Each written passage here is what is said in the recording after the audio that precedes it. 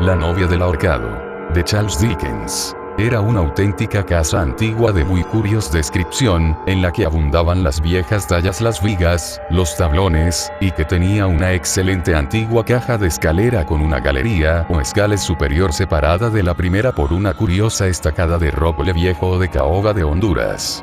Es y seguirá siendo durante muchos años una casa de notable pintoresquismo. Y en la profundidad de los viejos tablones de caoba habitaba un misterio grave, como si fueran lagunas profundas de agua oscura, como las que sin duda habían existido entre ellos cuando eran árboles, dando al conjunto un carácter muy misterioso a la caída de la noche. Cuando nada más bajar del coche el señor Gottschall y señor Idle se presentaron por primera vez en la puerta y penetraron en el sombrío y hermoso salón, fueron recibidos por media docena de ancianos silenciosos vestidos de negro, todos exactamente igual, que se deslizaron escaleras arriba junto a los serviciales propietario y camarero, pero sin que pareciera que se estuvieran entrometiendo en su camino, o les importara si lo estaban haciendo o no, y que se apartaron hacia la derecha y la izquierda de la vieja escalera, cuando los huéspedes entraron en la sala de estar. Era un día claro y brillante, pero al cerrar la puerta el señor Gottschall dijo: ¿Quién demonios son esos ancianos? Y poco después, cuando ambos salieron y entraron, no observaron que hubiera anciano alguno. Desde entonces los ancianos no volvieron a reaparecer, ni siquiera uno de ellos. Los dos amigos habían pasado una noche en la casa, pero no habían vuelto a verlos. El señor Gottschall paseó por la casa, revisó los pasillos y miró en las puertas, pero no encontró ningún anciano. Por lo visto, ningún miembro del establecimiento echaba en falta a anciano alguno ni lo esperaba. Otra circunstancia extraña llamó la atención de los dos amigos. Era que la puerta de la sala de estar no se quedaba quieta un cuarto de hora entero. La abrían con titubeos, o confiadamente, la abrían un poco, o mucho, pero siempre la volvían a cerrar de golpe sin una palabra de explicación. Los dos amigos estaban leyendo, o escribiendo, o comiendo, bebiendo, hablando o dormitando. La puerta se abría siempre en un momento inesperado y ambos miraban hacia ella, la volvían a cerrar de nuevo y no veían a nadie. Cuando esto había sucedido ya unas 50 veces, el señor Gottschall le dijo a su compañero en tono de broma: Tom, empiezo a pensar que había algo raro en aquellos 6 ancianos. Llegó la segunda noche y ellos estaban escribiendo desde hacía 2 o 3 horas. Escribían una parte de las perezosas notas de las que se han sacado estas perezosas páginas. Habían dejado de escribir, depositando las gafas sobre la mesa, entre ellos. La casa estaba cerrada y tranquila. Alrededor de la cabeza de Thomas Idle, que estaba acostado en su sofá, se hallaban suspendidas guirnaldas de humo fragante. Las sienes de Francis Gottschall se hallaban similarmente decoradas mientras estaba recostado hacia atrás en su sillón, con las 2 manos entrelazadas tras la cabeza y las piernas cruzadas. Habían estado hablando de varios temas, sin omitir el de los extraños ancianos, y se encontraban ocupados todavía en esa conversación cuando el señor Gottschall cambió de actitud abruptamente a tiempo que se ponía a darle cuerda a su reloj. Empezaban a sentirse lo bastante adormecidos como para dejar de hablar por una actividad tan ligera. Thomas Idle, que estaba hablando en ese momento, se detuvo y preguntó: ¿Qué hora es? La 1, contestó Gottschall, y como si hubiese ordenado algo a uno de los ancianos, y la orden fuera ejecutada con prontitud, y a decir verdad todas las órdenes eran obedecidas, así en aquel excelente hotel, se abrió la puerta y apareció en ella uno de los ancianos. No entró, sino que se quedó en pie con la mano en la puerta. Tom, por fin, uno de los 6. Exclamó el señor Gottschall con un susurro de sorpresa. ¿En qué puedo servirle, señor? ¿En qué puedo servirle, señor? Repitió el anciano. Yo no llamé. La campana lo hizo, replicó el anciano. Dijo campana de un modo profundo y potente, como si se estuviera refiriendo a la campana de la iglesia. Creo que tuve el placer de verle ayer, comentó Gottschall. No puedo estar seguro de ello, fue la respuesta del ceñudo anciano. Creo que me vio, ¿no le parece? Le vi. Preguntó el anciano. Claro que le vi. Pero veo a muchos que nunca me ven a mí. Era un anciano reservado, lento, terroso y estable. Un anciano cadavérico de lenguaje calibrado. Un anciano que parecía incapaz de pestañear, como si le hubieran clavado los párpados a la frente. un anciano cuyos ojos, 2 puntos de fuego, no tenían más movimiento que el que le permitiría el hecho de tenerlos unidos con la nuca por unos tornillos que le atravesaran el cráneo y estuvieran remachados y sujetos por el exterior, entre su cabello gris. La noche se había vuelto tan fría para la capacidad sensorial del señor Rothschild que se estremeció. Comentó a la ligera, como excusándose. Me da la impresión de que hay alguien caminando sobre mi tumba. No, repuso el extraño anciano. No hay nadie allí. El señor Rothschild miró a Ye, pero este estaba con la cabeza envuelta en humo. ¿Que no hay nadie allí?, dijo Rothschild. No hay nadie en su tumba, se lo aseguro, contestó el anciano. Había entrado y cerrado la puerta, y ahora se sentó. No se dobló para sentarse como hacen las otras personas, sino que dio la impresión de hundirse mientras estaba erguido, como si cayera en un cuerpo de agua, hasta que la silla le detuvo. Mi amigo, el señor Idle, dijo Rothschild, deseoso de introducir a una tercera persona en la conversación. Estoy al servicio del señor Idle, dijo el anciano sin mirarle. Si vive usted aquí desde hace tiempo, empezó a decir Francis Rothschild. Así es. Entonces quizá pueda aclararnos una cuestión acerca de la cual mi amigo y yo dudábamos esta mañana. Han ahorcado criminales en el castillo, ¿no es así? Así lo creo, contestó el anciano. Les colocan con el rostro vuelto hacia esa noble vista. Te colocan la cabeza de cara al muro del castillo, repuso el otro. Cuando estás colgado, ves que sus piedras se expanden y contraen violentamente, y una expansión y contracción similares parecen tener lugar en tu propia cabeza y en tu pecho. Luego se produce una acometida de fuego y un terremoto, y el castillo salta por el aire y tú caes por un precipicio.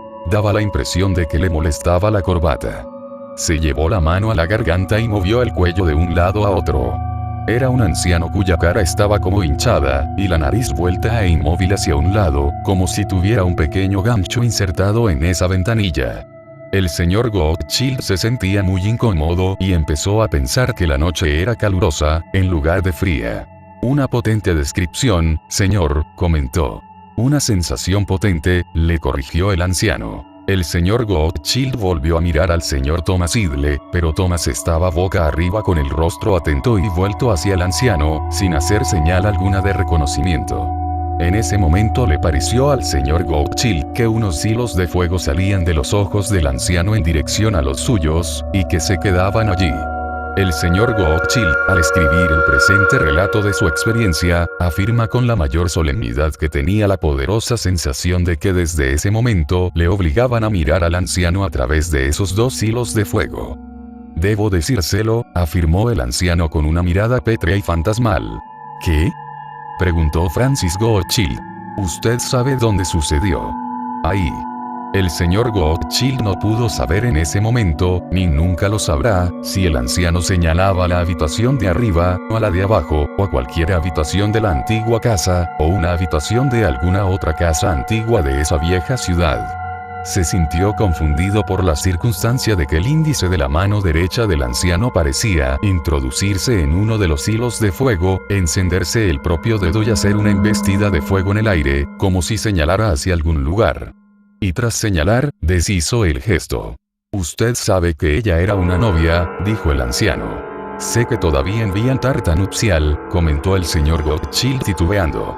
Esta atmósfera me resulta oprimente. Ella era una novia, había dicho el anciano. Era una joven hermosa, de cabellos blondos y ojos grandes, que no tenía carácter ni propósito. Una nada débil, crédula, incapaz e indefensa. No como su madre. No. Lo que reflejaba era el carácter del padre. La madre se había preocupado de asegurárselo todo para ella, para su propia vida, cuando el padre de esta joven, una niña en aquel momento, murió, de un desvalimiento total, no de otra enfermedad, y entonces él renovó la amistad que en otro tiempo había tenido con la madre. Por dinero había dejado el campo libre al hombre de cabellos blondos y ojos grandes, o la no entidad. Pudo tolerar eso por dinero. Y quería una compensación en dinero. Por ello regresó al lado de aquella mujer, la madre, volvió a enamorarla, bailó a su alrededor y se sometió a sus caprichos. Ella descargó sobre él todo capricho que tuviera o pudiera inventar. Y él lo soportaba. Y cuanto más lo soportaba, más quería una compensación en dinero, y más decidido estaba a obtenerlo. Pero ay, antes de que la obtuviera, ella lo engañó. En uno de sus estados imperiosos, se quedó congelada y no volvió a descongelarse. Una noche se llevó las manos a la cabeza, lanzó un grito, se quedó rígida, permaneció en esa actitud varias horas y murió. Y él no había obtenido, todavía, una compensación en dinero. Que el infierno se la llevase. Ni un solo penique. La había odiado durante toda esa segunda relación y había ansiado vengarse de ella. Falsificó entonces la firma de ella en un documento en el que dejaba todo lo que tenía a su hija, de 10 años entonces, a quien traspasaba absolutamente todas sus propiedades, y se designaba a sí mismo como el tutor de la hija. Cuando deslizó el documento bajo la almohada de la cama en la que yacía ella, se inclinó sobre un oído sordo de la muerta y susurró: orgullosa amante, hace tiempo que había decidido que, viva o muerta, me compensarías con dinero. Y así solo quedaban ya dos. Él y la hermosa y estúpida hija de cabellos blondos y ojos grandes, que después se convertiría en la novia. Él la sometió a disciplina. En una casa retirada, oscura y oprimente, la sometió a disciplina con una mujer vigilante y poco escrupulosa. Mi digna dama, le dijo, tiene ante usted una mente que ha de ser formada, me ayudará a formarla. Aceptó el encargo. Pues también quería compensación en dinero, y la había obtenido. La joven fue formada para que tuviera miedo de él, y en la convicción de que no podría escaparse. Desde el principio se le enseñó a considerarlo como a su futuro esposo, al hombre que debía casarse con ella, el destino que la ensombrecía, la certidumbre resignada de que nunca podría escapar. La pobre tonta era como cera blanca y blanda en las manos de ellos, y adoptó la forma con la que la modelaron. Se endureció con el tiempo. Se convirtió en parte de sí misma. Inseparable de sí misma hasta el punto de que esa forma solo se separaría de ella si le quitara la vida. Durante 11 años había habitado en la casa oscura y su tenebroso jardín. Él tenía celos incluso de la luz y el aire que llegaban hasta ella, y procuraba mantenerla apartada. Cegó las amplias chimeneas, ocultó las pequeñas ventanas, dejó que una hiedra de fuertes tallos se esparciera a su capricho por la fachada de la casa, que el musgo se acumulara en los frutales sin podar que había en el jardín de muros rojos, que la hierba creciera sobre sus senderos verdes y amarillos. La rodeó de imágenes de pena y desolación. Procuró que estuviera llena de miedo hacia el lugar y las historias que sobre él le contaban. Luego, con el pretexto de corregirla, la dejaba sola, se la obligaba a que se encogiera en la oscuridad. Cuando la mente de la joven se encontraba más deprimida y llena de terrores, entonces salía él de uno de los lugares en los que se ocultaba para vigilarla, se presentaba como su único recurso. Así, siendo desde su niñez la única encarnación que se presentaba ante su vida con el poder de obligar y el poder de aliviar, el poder de atar y el poder de soltar, quedaba asegurada la ascendencia sobre la debilidad de la joven. Tenía ella 21 años y 21 días, cuando él llevó a la tenebrosa casa a su boda, asustada y sumisa novia de 3 semanas. Para entonces había despedido ya a la institutriz, lo que le faltaba por hacer lo haría mejor solo, y una noche lluviosa llegaron al escenario de su prolongada preparación. Ella se volvió hacia él en el umbral con la lluvia goteando desde el porche y dijo: «Ay, señor, ahí está el reloj de la muerte sonando para mí». «Muy bien. ¿Y qué si así fuera?», respondió él. «Ay, señor. Tráteme amablemente y tenga piedad de mí. Le suplico que me perdone. Si me perdona haré cualquier cosa que usted quiera». Eso se había convertido en la cantinela constante de la pobre tonta. «Le suplico que me perdone. Perdóneme». No merecía ni que la odiara, solo sentía desprecio por ella. Pero ella había estado mucho tiempo en su camino, y hacía también tiempo que él ya se había cansado, el trabajo estaba cerca del final y tenía que realizarlo. «Estúpida, sube las escaleras», exclamó él. Ella obedeció inmediatamente, murmurando: «Haré todo lo que usted desee». Cuando entró en el dormitorio de la novia, habiéndose retrasado un poco por las fuertes cerraduras que tenía la puerta principal, pues estaban solos en la casa, ya que había dispuesto que el personal de servicio tuviera libre el día, la encontró acobardada en la esquina más lejana, y allí de pie se apretaba contra las tablas de la pared como si quisiera meterse entre ellas. Tenía su cabello blondo alborotado sobre el rostro, y sus ojos grandes le miraban con un terror vago. ¿De qué tienes miedo? Ven y siéntate a mi lado. Haré todo lo que quiera. Le suplico que me perdone, señor. Perdóneme. Le dijo con su monótona cantinela, tal como acostumbraba. Ellen, mañana tendrás que escribir esto, de propio puño y letra. También procurarás que otros te vean atareada en hacerlo. Cuando lo hayas escrito todo perfectamente, y corregido todos los errores, llama a 2 personas que haya en la casa y firma con tu nombre delante de ellos.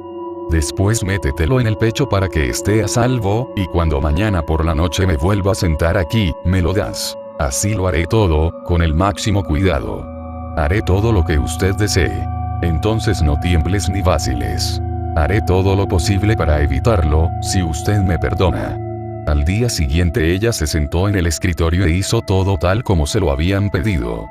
Con frecuencia él entraba y salía de la habitación, para observarla, y la veía siempre escribiendo lenta y laboriosamente, repitiéndose en voz alta las palabras que copiaba, con una apariencia totalmente mecánica, y sin preocuparse ni esforzarse por entenderlas, salvo de cumplir el encargo. Él vio que seguía las órdenes que había recibido en todos los aspectos. Y por la noche, cuando estaban a solas de nuevo en el mismo dormitorio de la novia, él acercó su silla junto al hogar, ella se le acercó tímidamente desde su distante asiento, sacó el papel del pecho y se lo puso a él en la mano. Ese documento le concedía todas las posesiones de la joven en caso de que muriera. Colocó a la joven ante él, cara a cara, para poder mirarla fijamente, y le preguntó con numerosas y claras palabras, ni más ni menos que las necesarias, si sabía lo que iba a pasar. Había manchas de tinta en el pecho de su vestido blanco, y hacía que su rostro pareciera todavía más marchito, y sus ojos más grandes, cuando asintió con la cabeza. Había manchas de tinta en la mano que extendió ante él poniéndose de pie, con la que se alisó y arregló nerviosamente su falda blanca. La cogió por el brazo, la miró al rostro todavía con mayor fijeza y atención, y le dijo: «Y ahora, muere. He terminado contigo». Ella se encogió y lanzó un grito bajo y reprimido. «No voy a matarte. No pondré en peligro mi vida por ti. Muere». Y a partir de ese momento, un día tras otro, una noche tras otra se sentó delante de ella, en su tenebroso dormitorio, pronunciando la palabra o transmitiéndosela con la mirada. Siempre que levantaba sus ojos grandes y carentes de significado desde las manos en las que enterraba la cabeza hasta la figura rígida que estaba sentada en la silla con los brazos cruzados y la frente enarcada, leía en los ojos del hombre: «Muere». Cuando caía dormida, agotada, recuperaba estremecida la conciencia oyendo en susurros: «Muere». Cuando caía en su viejo ruego de ser perdonada, la respuesta era aún: «Muere».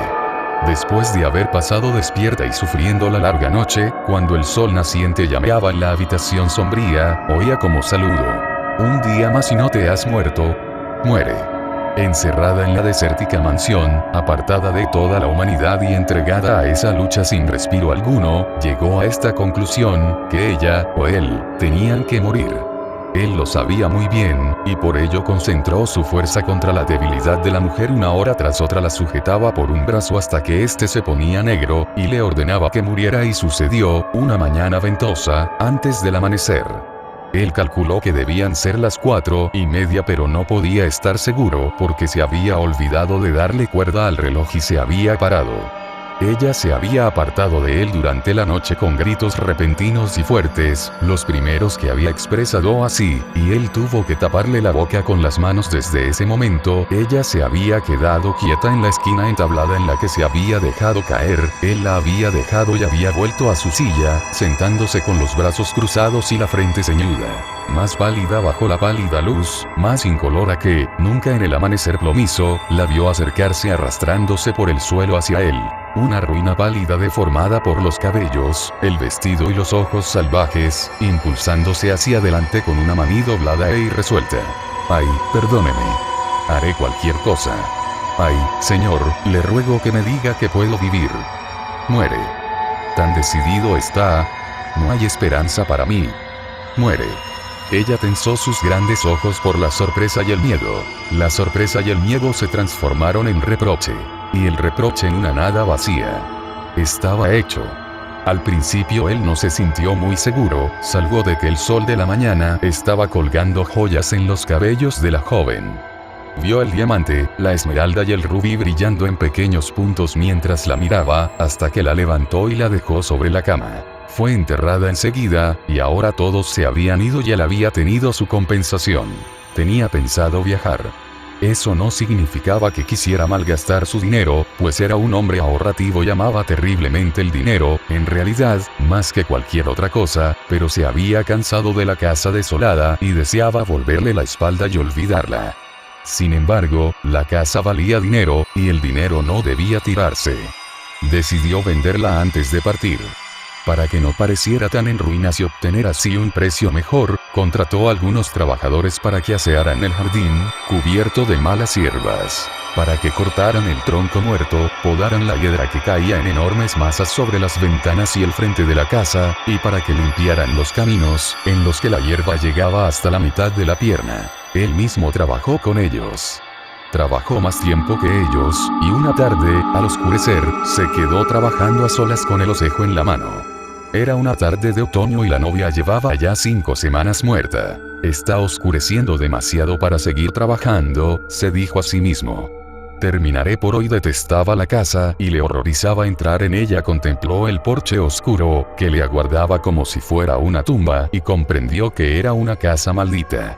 Cerca del porche, y cerca de donde estaba, había un árbol cuyas ramas ondulaban frente al mirador del dormitorio de la novia, donde todo había sucedido. De pronto el árbol se meció, le sobresaltó. Volvió a moverse, aunque la noche era tranquila. Al levantar la vista y mirar hacia él, vi una figura entre las ramas. Era la figura de un hombre joven. Miraba hacia abajo, mientras él levantaba la vista. Las ramas crujieron y se movieron. La figura descendió rápidamente y se deslizó hasta hallarse frente a él. Era un joven esbelto, aproximadamente de la edad de la novia, de largos cabellos de color castaño claro. ¿Qué tipo de ladrón eres tú?, le preguntó cogiendo al joven por el cuello. El joven, al moverse para quedar libre, le lanzó un golpe con el brazo que le dio en la cara y la garganta. Se enzarzaron, pero el joven se liberó de él. Retrocedió gritando con gran ansiedad y horror. No me toques. Antes preferiría que me toque el diablo. Se quedó quieto, con el hocico en la mano, mirando al joven. Pues la mirada del joven era como complemento de la última mirada de la novia, y él había esperado volver a verla de nuevo. No soy un ladrón. Pero aunque lo fuera, no cogería una sola moneda de tu tesoro, aunque con ella pudiera comprarme las indias. Asesino. ¿Cómo? Hace ya casi 4 años que me subí ahí por primera vez, dijo el joven señalando hacia el árbol. Me subí ahí para verla. La vi. Hablé con ella. Y me he subido al árbol muchas veces para verla y escucharla. Yo era un muchacho, escondido entre las ramas, cuando desde ese mirador me dio esto. Le enseñó una trenza de cabello blondo atada con una cinta de luto. Su vida fue una vida de lamentaciones, siguió diciendo el joven. Me dio esto como prenda y señal de que estaba muerta para todos salvo para ti. De haber tenido más edad, o de haberla visto antes, la habría salvado de ti. Pero ya estaba atrapada en la tela de araña la primera vez que me subí al árbol, y no podía hacer ya nada para liberarla. Al decir estas palabras tuvo un ataque de sollozos y llantos. Débilmente al principio, y luego más apasionados. Asesino. Estaba subido al árbol la noche en que la trajiste de nuevo aquí. Aquí, en el árbol, la oí hablar de la muerte que vigilaba en la puerta. Por 3 veces estuve en el árbol mientras te encerrabas con ella, matándola lentamente. Desde el árbol la vi yacer muerta sobre la cama. Desde el árbol te he vigilado buscando pruebas y rastros de tu culpa. Cómo lo hiciste sigue siendo un misterio para mí, pero te perseguiré hasta que entregues tu vida al verdugo. Hasta ese momento no te librarás de mí. La amaba. No puedo conocer la piedad hacia ti. Hace no, la amaba. El joven, que había perdido el sombrero alba del árbol, tenía la cabeza pelada. Se dirigió hacia puerta. Para llegar hasta ella tenía que pasar junto a Asesino. Cabían, entre uno y otro, 2 carruajes, los antiguos, y el horror del joven, que se expresa abiertamente en todos los rasgos de su rostro y todos los miembros de su cuerpo, siéndole muy difícil soportar, le hacía mantenerse a distancia. Él, me refiero al otro, no había movido ni mano ni pie desde que se quedó quieto para mirar al muchacho. Ahí giró para seguirle con la mirada. Cuando vio la M de color castaño claro ante él, vio también una curva rojiza que iba desde su mano hasta la cabeza del muchacho. Y vio también desde el principio donde había caído, y digo había caído y no caería, pues percibió claramente que todo había sucedido antes de que él lo hiciera. Le abrió la cabeza y se quedó allí, y el muchacho cayó boca arriba. Por la noche enterró el cuerpo al pie del árbol. En cuanto salió la luz de la mañana, se dedicó a mover todo el terreno que había alrededor del árbol, a cortar y podar los matorrales y las hierbas que lo rodeaban. Cuando llegaron los trabajadores, no allí nada sospechoso. Y por ello nada sospechara, pero en un momento había desbaratado todas sus precauciones, destruyendo el triunfo del P que durante tanto tiempo había preparado y con tanto éxito había llevado a cabo. Se había desembarazado de la novia, adquiriendo su fortuna sin poner en peligro su vida. Pero ahora, por una muerte con la que nada había ganado, se vería obligado a vivir para siempre con una cuerda alrededor del cuello. Desde ese momento vivió encadenado a la casa de la tristeza y el horror, que no podía soportar. Temeroso de venderla o abandonarla, para evitar que pudieran descubrir el cadáver, se vio obligado a vivir en ella. Contrató como criados a 2 viejos, un hombre y una mujer, y habitó en la casa, teniéndola. Durante mucho tiempo su mayor dificultad fue el jardín. Debía mantenerlo cuidado, tendría que permitir que volviera a su antiguo estado de abandono. ¿Cuál sería la manera en la que probablemente llamaría menos la atención? Tomó una decisión intermedia consistente en trabajarlo él mismo, en las horas libres de la tarde, pidiendo luego al viejo que le ayudara. Pero nunca le dejaba a este que trabajara solo. Y él mismo hizo un emparrado junto al árbol, para poder sentarse allí y ver que estaba a salvo. Conforme cambiaban las estaciones, y con ellas el árbol, su mente percibía peligros siempre cambiantes. Cuando tenía hojas, pensaba que las ramas superiores estaban adoptando al crecer la forma de un hombre joven, que tomaban exactamente la forma de aquel joven, sentado en una horquilla que se movía con el viento. Cuando caían las hojas, pensaba que al caer del árbol formaban letras sugerentes, o que tendían a amontonarse sobre la tumba, formando un montículo típico de cementerio. Durante el invierno, cuando el árbol estaba desnudo, creía que las ramas movían hacia él el fantasma del golpe que había dado al joven, y le amenazaban abiertamente en la primavera. Cuando la savia ascendía por tronco, se preguntaba si con ella no subían partículas secas de sangre. De esa manera cada año resultaba más evidente que el anterior la figura del joven formada por hojas y agitándose al viento. Sin embargo, siguió manejando más y más su dinero. Se dedicaba a negocios secretos, al negocio de oro en polvo, y a casi todos los negocios clandestinos que producían grandes beneficios. En 10 años había multiplicado tantas veces su dinero que los comerciantes y transportistas que tenían tratos con él no mentían en absoluto cuando decían que había incrementado su fortuna 12 veces. Hace 100 años que poseía esa riqueza, cuando gente podía perderse fácilmente. Había oído que era el joven, por tener noticia de la búsqueda que había organizado, pero la búsqueda fue abandonada y el joven olvidado. La ronda anual de cambios en el árbol se había repetido 10 veces desde que enterrara el cadáver pie del árbol, cuando se produjo en la zona una gran tormenta. Comenzó a medianoche y azotó la zona hasta la mañana. Lo primero que oyó decir aquel mañana al viejo criado fue que un rayo había golpeado el árbol. Había derribado el tronco de una manera sorprendente, partiéndolo en 2 mitades marchitas. Una de ellas descansaba sobre la casa, y la otra solo una parte del viejo muro rojizo del jardín, en el que había abierto un boquete con la caída. La fisura había abierto el árbol hasta un poco por encima de la tierra, deteniéndose allí. Existía gran curiosidad por ver el árbol, y al revivir sus antiguos miedos se sentó en su emparrado, como un anciano, a observar a la gente que acudía a verlo.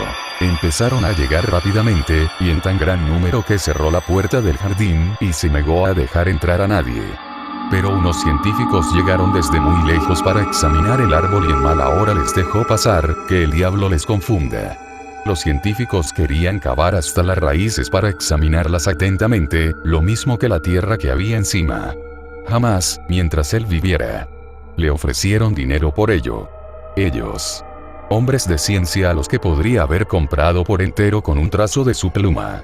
Les enseñó de nuevo la puerta del jardín, la cerró y aseguró con una barra. Pero estaban dispuestos a hacer lo que deseaban, por lo que sobornaron al viejo criado, un miserable desagradecido que se quejaba siempre al recibir su salario de que le estaba pagando poco, y se introdujeron en el jardín por la noche con linternas, picos y palas para cavar junto al árbol. Él estaba acostado en la habitación de la torreta, al otro lado de la casa, pues no se había vuelto a ocupar el dormitorio de la novia, pero soñó enseguida con picos y palas y se levantó. Acudió junto a una ventana alta de aquel lado, desde donde pudo ver las linternas, a los científicos, y la tierra suelta formando un montículo que él mismo en otro tiempo había hecho y había vuelto a poner en el suelo, y finalmente, surgió a la vista. Él, encontraron. Lo iluminaron un momento. Se inclinaron sobre él hasta que uno de ellos dijo: «El cráneo está fracturado. Mira aquí los huesos», añadió otro. «Y aquí la ropa», replicó otro más. Y entonces el primero de ellos volvió a cavar, exclamó: «Un osejo oxidado». Al día siguiente dio cuenta de que estaba sometido a una vigilancia estricta y de que no podía ir a parte alguna sin que le siguieran. Antes de que transcurriera una semana fue encarcelado y confinado. Gradualmente las circunstancias se fueron uniendo en su contra, con desesperada malicia y terrible ingenio. Vea cómo es la justicia de los hombres, y cómo llegó hasta él. Acabó siendo acusado de haber envenenado a la joven en su dormitorio. Precisamente él, que cuidadosa y expresamente había evitado poner en peligro un cabello de su cabeza por causa de la novia, y que la había visto morir por esa propia incapacidad. Hubo dudas con respecto a cuál de los dos asesinatos debería juzgársele primero, pero eligieron F auténtico, le consideraron culpable y le condenaron a muerte. Infelices sedientos de sangre. Le habría considerado culpable de cualquier cosa, tan decididos estaban a quitarle la vida. Su dinero no pudo salvarle y fue ahorcado. Él soy yo, y fui ahorcado en el castillo de Lancaster de cara al muro hace ya 100 años. Ante esa afirmación terrible el señor Rothschild trató de levantarse y gritar. Pero las dos líneas de fuego que salían de los ojos del anciano y llegaban a los suyos, le mantuvieron quieto y no pudo emitir un sonido. Sin embargo, su sentido del oído era agudo y pudo darse cuenta de que el reloj daba las 2. Y en cuanto el reloj dio esa hora vio ante él a dos ancianos. 2. Los ojos de cada uno de ellos se conectaban con los suyos mediante dos películas de fuego, cada una exactamente igual a la otra, cada una dirigida hacia él en el mismo instante, cada una rechinando los mismos dientes en la misma cabeza, con la misma nariz torcida por encima, y la misma expresión difusa a su alrededor. Dos ancianos, que no se diferenciaban en nada, igualmente discernibles, con la copia de la misma intensidad que el original, y el segundo tan real como el primero. ¿A qué hora llegó a la puerta de abajo?, preguntaron los dos ancianos. A las 6. Y había 6 ancianos en las escaleras. Después de que el señor Rothschild se limpiara el sudor de la frente, o intentara hacerlo, los dos ancianos dijeron con una sola voz y utilizando la primera persona del singular: había sido anatomizado, pero todavía no habían unido mi esqueleto para colgarlo en un gancho de hierro cuando empezó a susurrarse que la habitación de la novia estaba encantada. Estaba encantada, y yo estaba allí. Nosotros estábamos allí. Ella y yo lo estábamos. Yo, en la silla junto al hogar. Ella, de nuevo una ruina pálida, arrastrándose por el suelo hacia mí. Pero no era yo el que hablaba ya, y la única palabra que ella me decía desde la medianoche hasta el alba era: vive. Allí estaba, además, la juventud. En el árbol plantado junto a la ventana. Entrando y saliendo con la luz de la luna, mientras el árbol se inclinaba y estiraba. Desde siempre estuvo él allí, observándome en mi tormento, revelándoseme a ratos, bajo las luces pálidas y las sombras pizarrosas por las que entra y sale, con la cabeza pelada y un osejo clavado sesgadamente en su cabello. En el dormitorio de la novia, todas las noches hasta el amanecer, exceptuando un mes al año, por lo que ahora le diré, él se esconde en el árbol y ella viene hacia mí arrastrándose por el suelo, acercándose siempre, sin llegar nunca, visible siempre como por la luz de la luna, tanto si ésta brilla como si no, diciendo siempre desde medianoche hasta el alba su única palabra: vive. Pero en el mes en que me obligaron a abandonar esta vida, este mes presente de 30 días, el dormitorio de la novia está vacío y tranquilo. Pero no mi antiguo calabozo. No las habitaciones en las que durante 10 años habité inquieto y temeroso. Entonces son estas las que están encantadas. A la 1 de la mañana, soy lo que vio cuando el reloj dio esa hora, un anciano. A las 2 de la mañana, soy 2 ancianos. Y 3 a las 3. A las 12 del mediodía soy 12 ancianos, uno por cada 100% de mis beneficios. Y cada uno de los 12 con 12 veces mi capacidad de sufrimiento y agonía. Desde esa hora hasta las 12 de la noche, 12 hombres que presagian angustia y miedo, aguardan la llegada del verdugo. A las 12 de la noche, 12 hombres desconectados, que oscilan invisibles fuera del castillo de Lancaster, con 12 rostros frente al muro. Cuando el dormitorio de la novia fue encantado por primera vez, se me hizo saber que este castigo no cesaría nunca hasta que pudiera dar a conocer su naturaleza y mi historia a 2 hombres vivos al mismo tiempo. Años y años aguardé la llegada de 2 hombres vivos al dormitorio de la novia. Por medios que ignoro entró en mi conocimiento la idea de que si 2 hombres vivos con los ojos abiertos podían estar en el dormitorio de la novia a la 1 de la mañana, me verían sentado en mi silla. Finalmente, los murmullos según los cuales la habitación estaba espiritualmente turbada atrajeron a 2 hombres a intentar la aventura. Apenas había aparecido en el hogar a medianoche, me presenté allí como si el rayo me hubiera lanzado a la existencia, cuando les oí subir las escaleras. Después les vi entrar. Uno de ellos era un hombre activo, audaz y alegre, en el punto culminante de su vida, de unos 45 años de edad. El otro, unos 12 años más joven. Llevaban una cesta con provisiones y botellas. Les acompañaba una mujer joven con leña y carbón para encender el fuego. Una vez prendido el hombre activo, audaz y alegre la acompañó por el pasillo exterior a la habitación, hasta estar seguro de que había bajado a salvo las escaleras, y regresó riendo. Cerró la puerta, examinó el dormitorio, sacó los contenidos de la cesta colocándolos en la mesa situada delante del fuego, llenó las copas, comió, bebió. Su compañero, tan alegre y confiado como él, hizo lo mismo, aunque él era el jefe.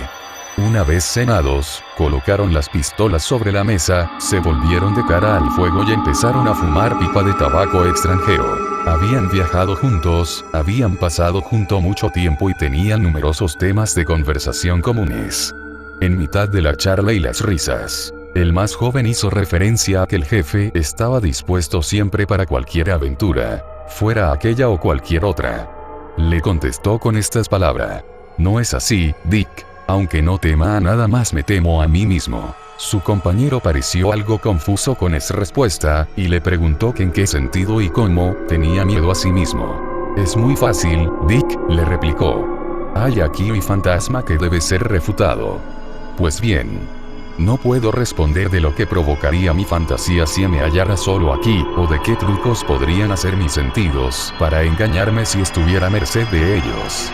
Pero en compañía de otro hombre, y especialmente de ti, Dick, consentiría en retar a todos los fantasmas de los que en el universo se ha hablado. "No tenía la vanidad de suponer que fuera de tanta importancia esta noche", respondió el otro. "De tanta que, por la razón que te he dado, por nada del mundo me habría ofrecido a pasar aquí la noche a solas", replicó entonces el jefe, con mayor gravedad de la que había hablado hasta entonces. Faltaban pocos minutos para la 1. El hombre más joven había dejado caer la cabeza con su último comentario, y ahora la volvió a dejar caer más. "Despierta, Dick", exclamó el jefe alegremente. "Las horas pequeñas son las peores". Lo intentó, pero la cabeza volvió a caerle sobre el pecho. "Dick", le presionó el jefe. "Mantente despierto". "No puedo", murmuró el otro confusamente. "No sé qué extraña influencia me está afectando. No puedo". Su compañero le miró con repentino horror y yo, aunque de una manera diferente, sentí también un horror nuevo. Pues estaba a punto de ser la 1 y sentí que estaba llegando el segundo vigilante, y que pesaría sobre mí la maldición de tener que enviarle a dormir. "Levántate y camina, Dick", gritó el jefe. "Inténtalo". De nada sirvió que se colocara tras la silla del durmiente y lo agitara. Sonó la 1 y yo me presenté ante el hombre de más edad, y él permaneció fijo ante mí. Me vi obligado a relatarle la historia a él solo, sin esperanza de beneficio. Solo para él fui un terrible fantasma que hacía una confesión totalmente inútil. Comprendí que siempre sería igual. Que dos hombres vivos juntos no llegarían nunca a liberarme. Cuando aparezco, los sentidos de uno de los dos quedan trabados por el sueño. Él nunca me verá ni me escuchará. Siempre me comunicaré con un oyente solitario y nunca servirá de nada. Hay dolor, dolor, dolor. Mientras los dos ancianos se frotaban las manos, con esas palabras, surgió en la mente del señor Rothschild la idea de que se hallaba en la situación terrible de estar prácticamente a solas con el espectro, y que la inmovilidad del señor Idle se explicaba porque el encantamiento le había hecho quedarse dormido a la 1. En el terror indescriptible que le produjo este descubrimiento repentino, se esforzó a máximo para liberarse de los 4 hilos de fuego, que acabaron por partirse dejando un camino abierto. Como ya no estaba atado, cogió del sofá al señor Idle y bajó precipitadamente las escaleras con él. ¿Qué sucede, Francis?, preguntó el señor Idle. Mi dormitorio no está aquí abajo. ¿Por qué diantres me estás transportando? Ahora puedo andar con un bastón. No quiero que me transporten. Déjame en el suelo. El señor Rothschild lo dejó en el suelo del viejo salón y le miró con ojos enloquecidos. ¿Qué estás haciendo? ¿Lanzándote como un idiota sobre alguien de tu propio sexo para rescatarle o perecer en el intento?, preguntó el señor Idle con un tono bastante petulante. El anciano, clamó el señor Rothschild aturdido. Y los dos ancianos. La única anciana a la que pienso que te refieres, empezó a responder desdeñosamente el señor Idle, al tiempo que a tientas se abría camino por la escalera con la ayuda de su ancha balaustrada. Te aseguro, Tom, empezó a decirle el señor Rothschild ayudándole a su lado, que desde que te quedaste dormido.